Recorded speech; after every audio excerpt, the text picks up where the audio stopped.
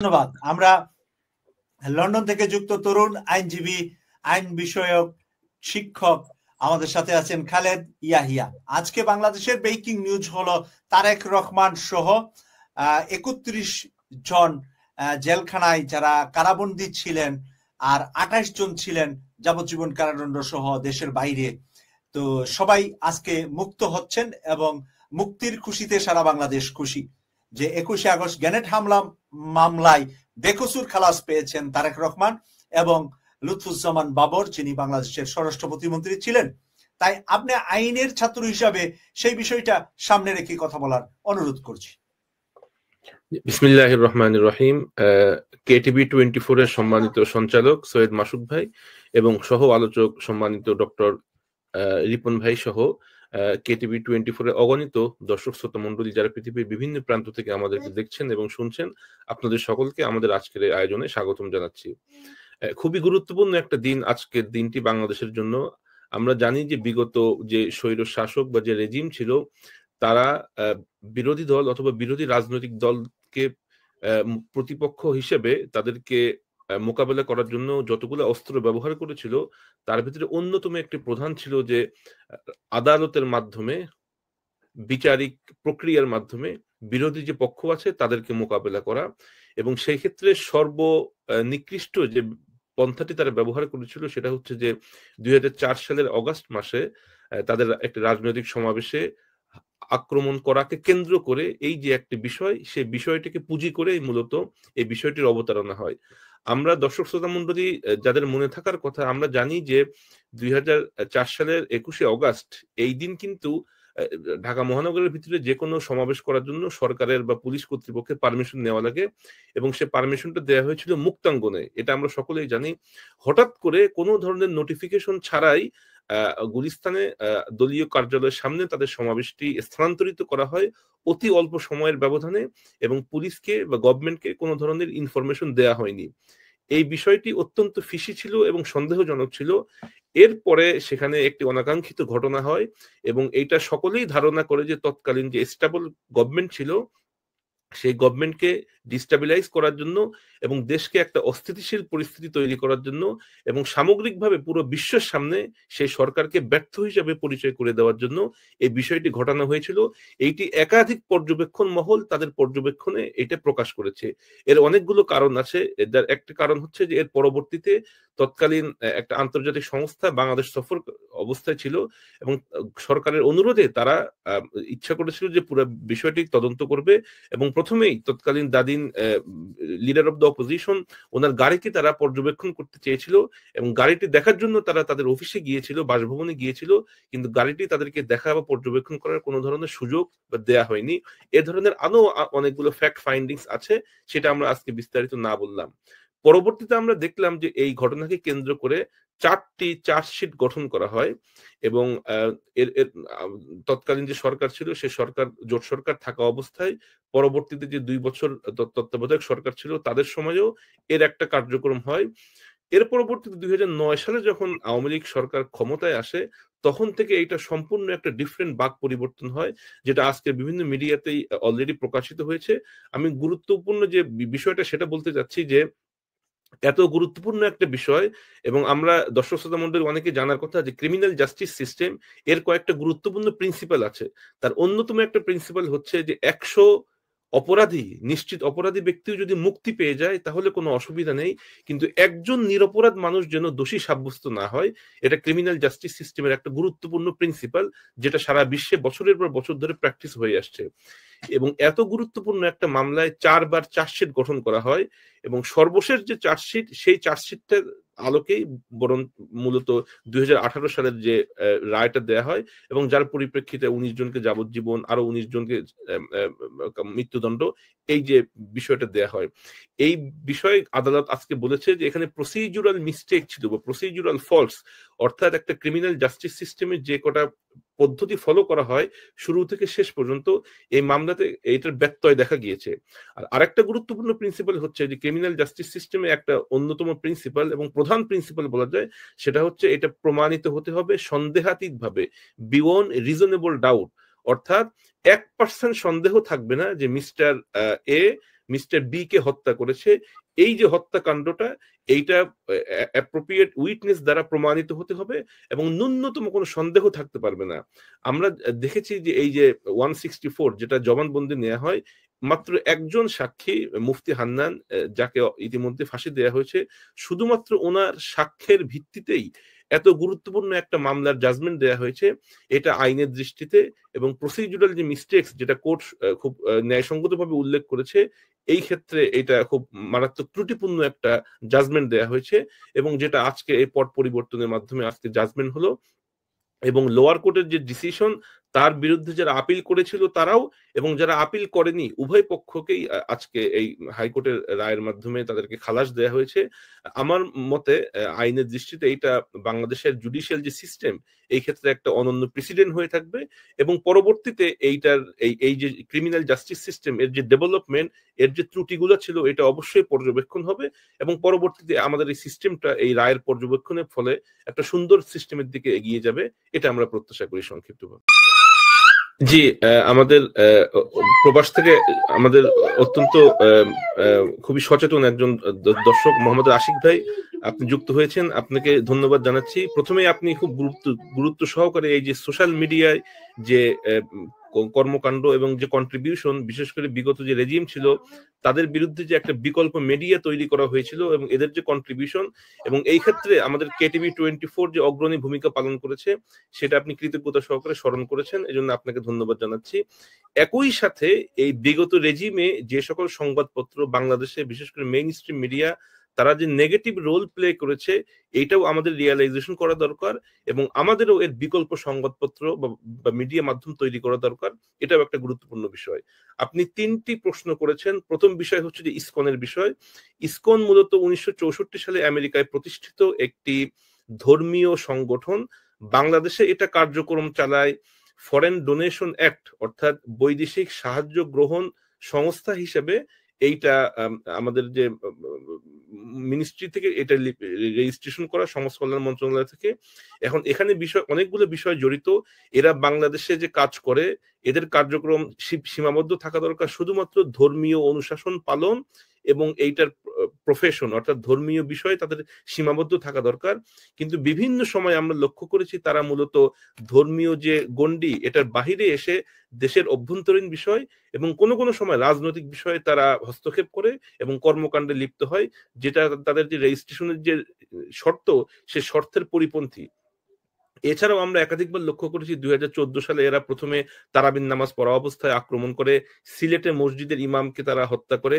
এ ধরনের নানান সন্ত্রাসী কর্মকাণ্ডের অভিযোগ, জমি দখলের অভিযোগ, এমনকি যারা সনাতনী হিন্দু ধর্ম তাদের যে মন্দির, সে মন্দির দখলেরও অভিযোগ একাধিকবার এদের বিরুদ্ধে উত্থাপিত হয়েছে। সুতরাং সামগ্রিকভাবে ইসকনের বাংলাদেশের কর্মকাণ্ড এটা অবশ্যই প্রশ্নবিদ্ধ। এই বিষয়ে সামগ্রিকভাবে একটা তদন্ত হওয়া দরকার এবং এদের বিরুদ্ধে ব্যবস্থা নেওয়া দরকার, যেটা আপনি সুন্দরভাবে উপস্থাপন করেছেন, আমরাও আপনার সাথে একমত। দ্বিতীয় যে বিষয় সেটি হচ্ছে যে বর্তমান যে উপদেষ্টা পরিষদ তাদের কার্যক্রমের কিছুটা স্লো মোশন আমরা দেখতে পাই, অর্থাৎ তাদের যে কার্যক্রম এটা কিছুটা ধীর গতি। এটা অবশ্যই আমরা জানি যে যখন একটি অভ্যুত্থান বা বিপ্লব হয় তার পরবর্তী যে সরকার প্রতিষ্ঠিত হয় তাদের কাছে জনগণের একটা বিশাল প্রত্যাশা থাকে, এটা খুবই স্বাভাবিক। হয়তো অনেকগুলো কারণে সে প্রত্যাশা অনুযায়ী সময় মতো তারা ডেলিভারি দিতে পারেন না। তবে আমার একটা অবজারভেশন হচ্ছে যে বর্তমান যে পরিষদ আছেন ওনারা অত্যন্ত আন্তরিক এই বিষয়ে, ওনারা ডেলিভারি দেওয়ার চেষ্টা করে যাচ্ছেন। হয়তো আমাদের বিভিন্ন স্টেক হোল্ডার তাদের হয়তো যে আশা সেটা প্রত্যাশা সময় মতো পূরণ হচ্ছে না, তবে আমরা এখনো তাদের প্রতি অত্যন্ত আস্থাশীল এবং আমরা আশা করি যে তারা সুন্দর একটা ভবিষ্যতের দিকে আমাদের দেশকে নিয়ে যাবেন। তৃতীয় বিষয় আপনি উল্লেখ করেছেন যে প্রশাসনের যে অস্থিরতা অথবা বিগত যে রেজিম তাদের লোকজন এখনো প্রশাসনে আছে, এটা অত্যন্ত সত্য। এবং আমরা যদি এক রাতের ভিতরেই সমগ্র প্রশাসনিক কর্মকর্তা প্রায় 2.5 থেকে 3 লাখ মানুষ তো আমরা এক রাতের ভিতরে বা 90 দিনের ভিতরে সাবস্টিটিউট করা সম্ভব না। পর্যায়ক্রমে এটা অবশ্যই পরিবর্তিত হচ্ছে, ওনারা চেষ্টা করে যাচ্ছেন, আমরা এখনো আশাবাদী। তবে আমাদের এই যে সন্দেহের যে তীর বা পর্যবেক্ষণের যে লক্ষ্য, এটা আমাদেরকে পর্যবেক্ষণ অবস্থায় থাকতে হবে এবং ওনাদের যে কোনো কার্যক্রম যেটা সন্দেহ তৈরি করে বা আমাদের আশা পূরণ না করে সেই বিষয়টা আপনি যেরকম ভয়েস রেইজ করেছেন, এই কার্যক্রম আমাদেরকে চালিয়ে যেতে হবে এবং সামগ্রিকভাবে আমাদের এই যে কার্যক্রম এর মাধ্যমে বাংলাদেশের জন্য সুন্দর একটা ভবিষ্যতের দিকে এগিয়ে যায়, সে বিষয়ে আমাদের সকলে সচেষ্ট থাকতে হবে। আপনার প্রশ্নের জন্য আপনাকে অশেষ ধন্যবাদ। আশিক জি, আমাদের নিয়মিত দর্শক সালাউদ্দিন সুমন ভাই, উনি খুবই চিন্তিত মতামত দিয়েছেন। ওনার প্রথম যে পয়েন্ট, এটা অত্যন্ত গুরুত্বপূর্ণ, সেটি হচ্ছে যে জাতির এই যে বর্তমান ক্রান্তি লগ্ন, আমরা হয়তো একটি রেজিম বা স্বৈর শাসক, তাদের যে একটা দীর্ঘ কাল যারা আমাদের উপরে ছিল, তাদেরকে হয়তো আমরা বিদায় করেছি, কিন্তু এই জাতি কিন্তু এখনো সিকিউর না। আমরা প্রতিদিনই দেখতে পাচ্ছি যে আমরা তিন দিক থেকে এমন একটি দেশ কর্তৃক পরিবেষ্টিত, যারা বন্ধুত্বের প্রশ্নে উত্তীর্ণ নয় এবং প্রতি মুহূর্তে তারা এই দেশকে কিভাবে অস্থিতিশীল রাখা যায় একটার পরে একটা ষড়যন্ত্র কিছুটা প্রকাশিত হয়। অনেক বিষয় আছে যেটা অপ্রকাশিত, যে ষড়যন্ত্রগুলো আমাদের বিরুদ্ধে বিদ্যমান আছে এবং অব্যাহত আছে। তার পরিপ্রেক্ষিতে বিপরীতে আমরা যারা দেশ এবং ইসলাম নিয়ে চিন্তা করি এবং যারা দেশপ্রেমিক জনগণ, এই বিশাল জনগোষ্ঠীকে ঐক্যবদ্ধ থাকতে হবে এবং সামগ্রিকভাবে এই দেশটা যেন একটা স্থিতিশীলতার দিকে যায়, সেক্ষেত্রে আমাদের সকলকে সচেতন থাকতে হবে।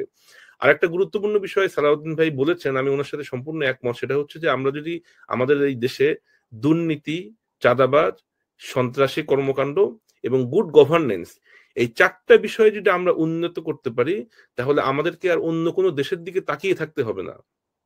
আমরা যদি একটা গুড গভর্নেন্স আমরা মানুষকে উপহার দিতে পারি, সকল ধরনের সন্ত্রাসী কর্মকাণ্ড এবং অবৈধ উপায়ে সম্পদ উপার্জন এবং চাঁদাবাজি, সাধারণ মানুষের কাছ থেকে অবৈধ উপায়ে অর্থ নেওয়া, অন্তত মোটা দাগে এই চারটা কাজ যদি আমরা নিশ্চিত করতে পারি, তাহলে আশা করা যায় যে বাংলাদেশ ভবিষ্যতে একটা এশিয়ার একটা টাইগার, সুপার টাইগার হয়ে যাবে এবং সেই ক্ষেত্রে আমরা অন্য কোনো পরাশক্তির দিকে আমাদের মুখাপেক্ষী হতে হবে না।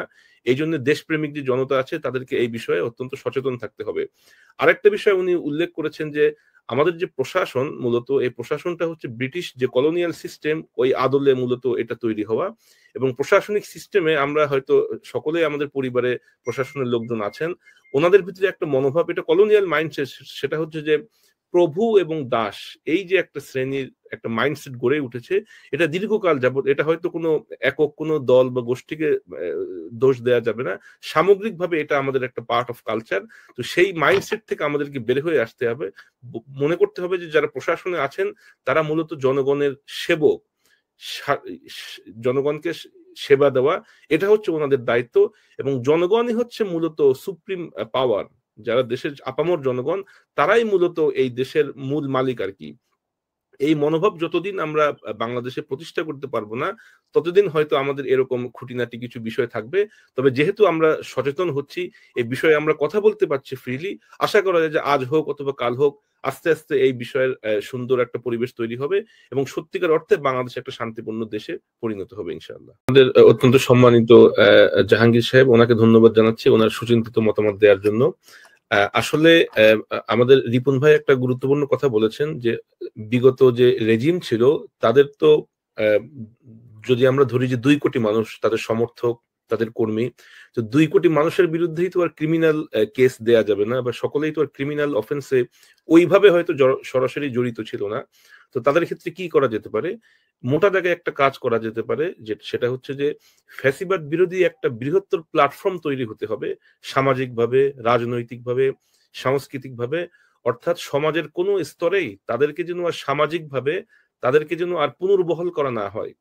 তারা যে ফ্যাসিবাদ যে দোসর ছিল, ফ্যাসিবাদের সমর্থক ছিল, কোনো না কোনো ভাবে যে পর্যায়ে হোক, তাদের ভিতরে যেন একটা বোধোদয় হয় এবং তারা যেন আগের অবস্থায় সমাজে যেন সামাজিকভাবে বা সাধারণভাবে তারা যেন আর পুনর্বাসিত হতে না পারে, এরকম একটা বৃহত্তর ঐক্যবদ্ধ প্ল্যাটফর্ম তৈরি হওয়া দরকার এবং সেখানে যেন তাদেরকে কোনো স্পেস দেয়া না হয়, এটা একটা গুরুত্বপূর্ণ বিষয়।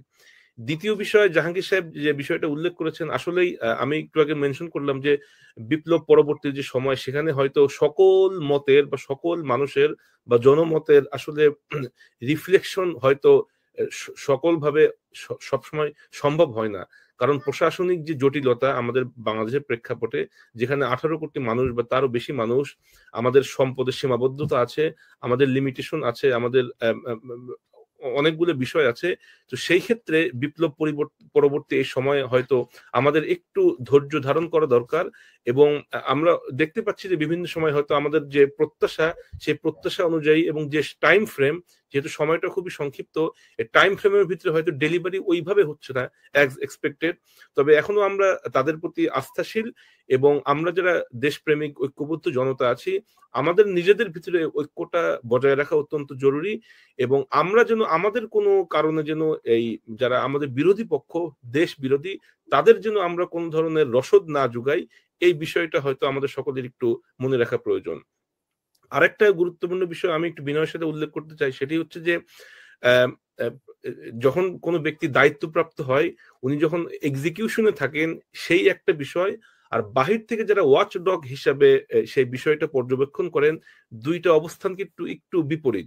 ফর এক্সাম্পল, আমাদের মামুন ভাই উনি দেশে আছেন, উনি অন দ্য স্পটে আছেন, কি কি বিষয় হচ্ছে, কি কি সফলতা ব্যর্থতা উনি খুব ক্লোজলি মনিটর করতে পারছেন। আমরা যারা দেশের বাহিরে আছি, আমরা হয়তো রিপোর্ট, আমরা হয়তো পর্যবেক্ষণ, বাহির থেকে যে ইনফরমেশন গুলো আমরা পাই তার উপর নির্ভর করে হয়তো আমরা আমাদের পর্যবেক্ষণটা প্রকাশ করি। এই জন্য দুই শ্রেণীর যে মানুষ যারা ক্লোজলি মনিটর করছেন এবং যারা বাহিরে আছেন, দুই শ্রেণীর মানুষের ভিতরে কিন্তু পার্থক্য আছে।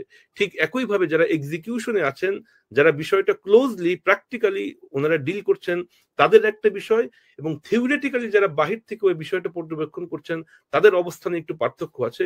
এই জন্য আমি একটু বিনয়ের সাথে সকলের প্রতি এখনো একটা বিষয় একটু ইন্ডিকেট দিতে চাই, সেটি হচ্ছে যে আমরা এখনো দেশ হিসাবে, জাতি হিসাবে কিন্তু স্টেবল না, নানান ধরনের ষড়যন্ত্র বিভিন্ন জায়গা থেকে হচ্ছে।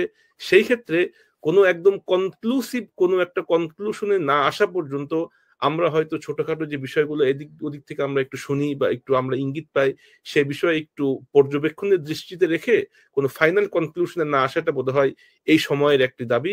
এবং আমরা আশা করি, যেহেতু বাংলাদেশের মানুষজন এতটা সচেতন, এতটা সব কিছু বিষয়কে নিবিড়ভাবে পর্যবেক্ষণ করতে সক্ষম, আমার মনে হয় না যে প্রতিবেশী কোনো রাষ্ট্র, ইভেন যারা এই দেশ থেকে বিতাড়িত হয়েছে, তাদের কোনো ষড়যন্ত্র আমাদের এই ঐক্যবদ্ধ জাতিকে আবার পরাজিত করবে।